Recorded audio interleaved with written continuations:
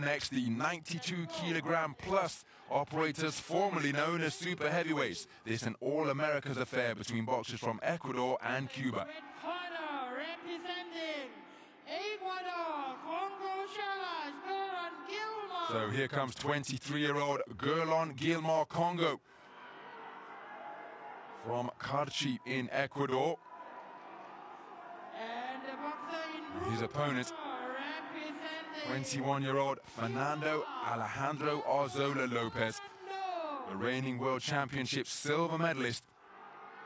And these two wonderfully fluid boxers.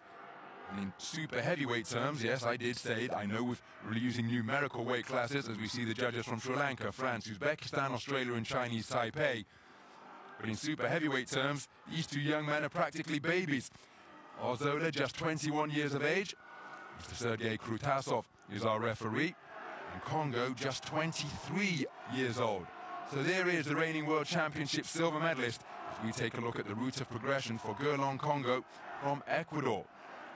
Very impressive display over the Colombian newcomer Willis Mendoza at the round of 16 stage, and against both the man from Mexico and Kali from Mongolia. This man's movement was a joy to behold.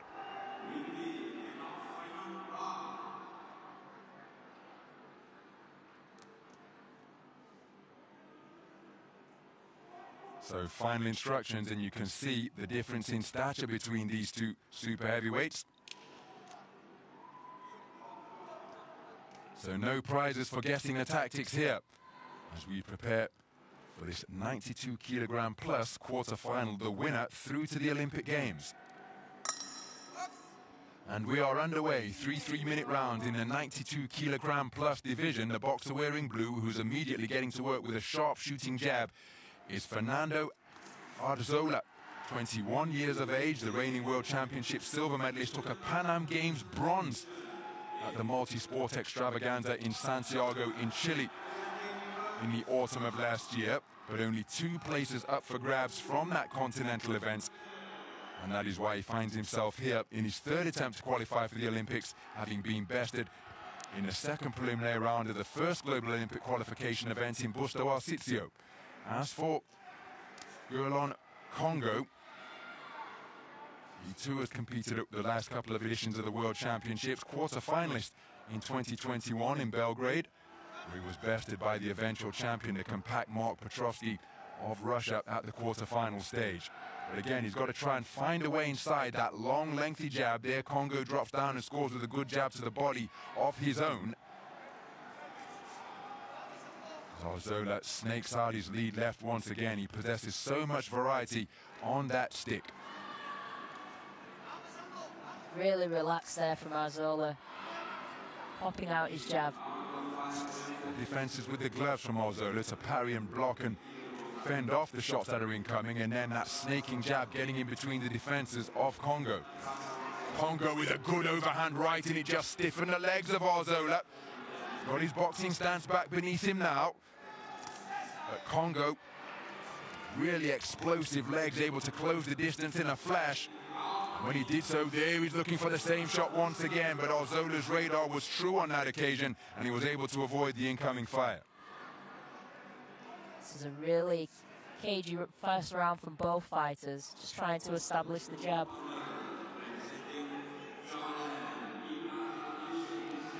For the right hand over the top is Arzola. The left hook came back in response from Congo.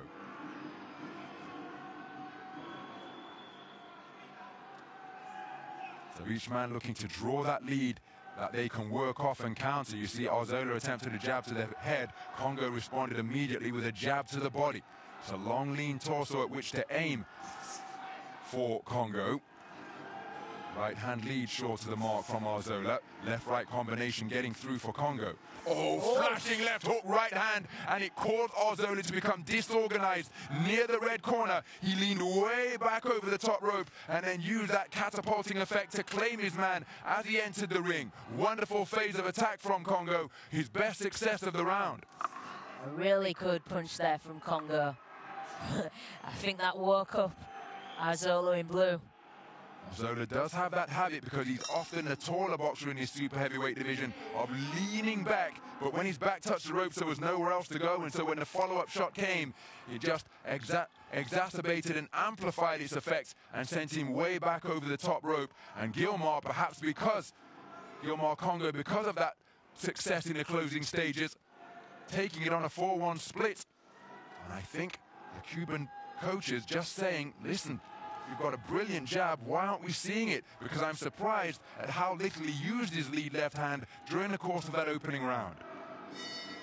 He's normally really, oh, there's the left hand there. 2-punch combination from Congo that I think really just stole around for him there. Arzola's going to really need to step up the pace and the work rate and get that jab going like you said, Ron. Get himself back into this. His coaches just give him a pat there to say, hey, come on, get in this fight. Do you want to go to the Olympics or not? So we go into the second round. Gerlon Congo of Ecuador taking the first round, and there's a leaping left hook once again. Taking it on a 4-1 split. And Arzola pick up his punch output here. Again, operating on the edge of ring center. We've mentioned how explosive an athlete Congo is, and uses that behind good ring IQ to close the gap from beyond punching range to into punching range with hooks and uppercuts. Both men inaccurate with attempted backhands. Arzola just pushing the pace now, starting to let his hands go.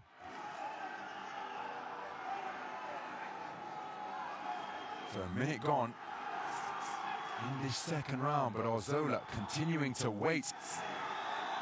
2-shot combination from Congo. But then he changes it to a left jab to the body, overhand right not too far away. But Arzola seemingly hypnotized by the figure of the man in front of him, and he is not working that lead left stick in the manner that his corner wants him to. Now he gets onto the front foot. Keeps the attack going, making it a 2-phase attack, causing Congo to become disorganized, and there is the benefit of being active. Even though there weren't necessarily a bunch of scoring punches during that combination, that lead left hand is a disruptive nuisance. And I'm sure his corner wants him to be busier with it. There he is once again. Again, the right cross went long, but the jab keeping his man occupied. Right hand over the top from Congo, and I just think Arzola has got to get busier here. Arzola's in danger of being outworked.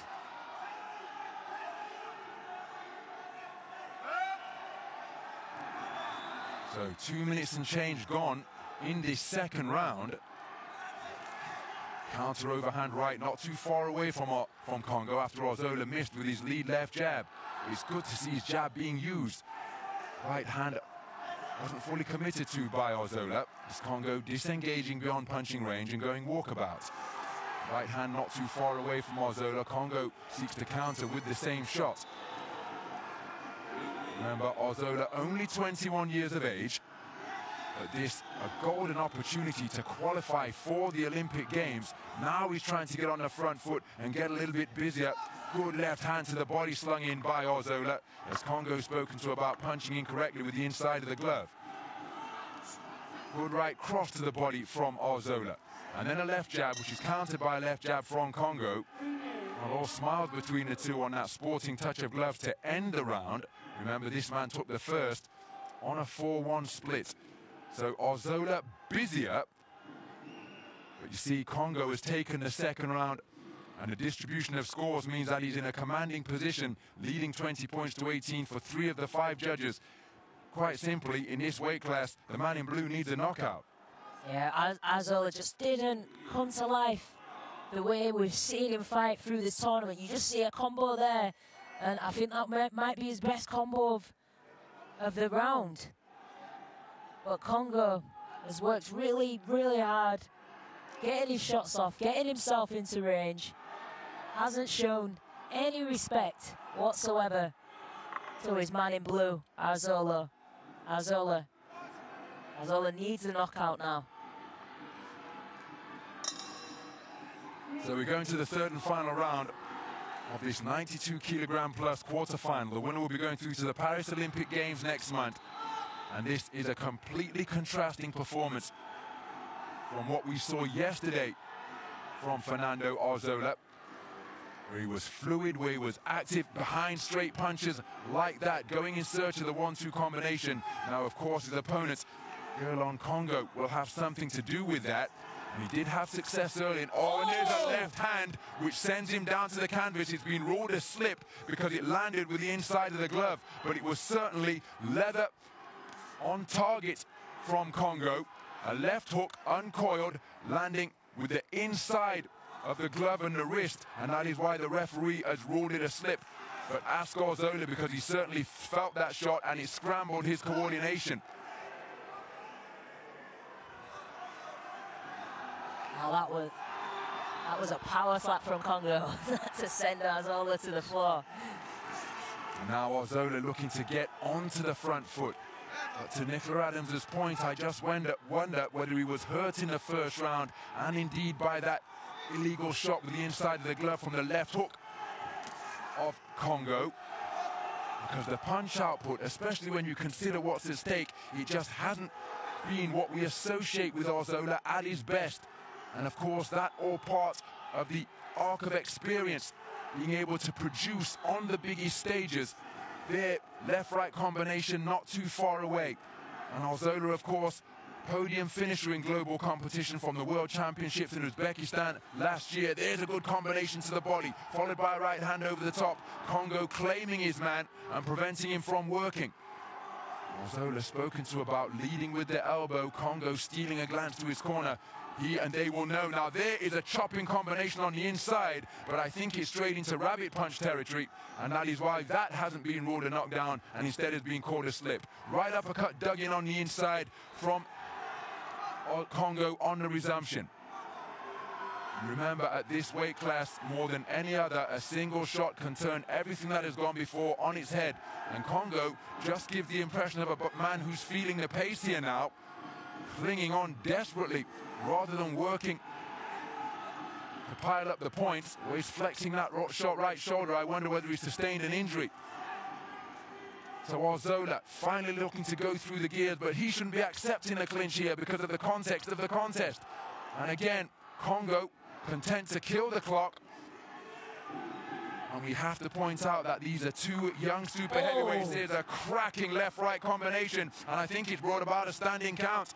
But remember, in Olympic-style boxing, it will not necessarily result in a 10-8 round. But where was that type of intensity and bad intention behind the shot selection of Arzola earlier in the contest and earlier in the round when he needed it desperately? How long is this count?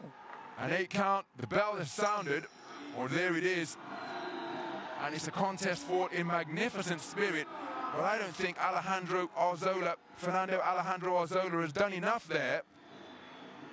And if he hasn't done enough, because I think Congo is going to be declared the victor, because I don't think the final round is going to be scored 10-8 for this man, despite the standing count. Well, I think he and his team will be kicking themselves, because it was a real opportunity to secure that precious Olympic quota for the reigning World Championship silver medalist. He's enjoyed a strong conclusion to the contest, but I think it's going to be a classic case of too little, too late. Has he done enough to make it a 10-8 round and take us to the realm of countback? I don't think he has, but what say the 5 scoring judges? It's going to be interesting to hear these scorecards get announced. Here's the verdict. In ring A, the winner by split decision. In the red. And there is confirmation of a split decision victory for Gerlon Congo of Ecuador. He absolutely ecstatic at having been announced the victor, sportingly congratulated by the Cuban coaches in their blue corner. And they must be bitterly disappointed because Gerlon Congo has taken it by the narrowest of margins. Arzola came on strong. This man faded in the closing stages, but the endurance that he built up in the first 2 rounds, seeing him through. See, he took the first 2 rounds, the first on a 4-1 split, the second on a 3-2 split. And despite the fight back from Arzola to take it on a 4-1 split in the final round, a classic case of too little, too late. And it's the man from Ecuador who is going through, securing the 3rd Olympic quota place for the Latin American nation. Really good boxing from Congo. His man from Cuba in blue, he worked hard in this last round, but where was this work in the first and second round? It just wasn't there.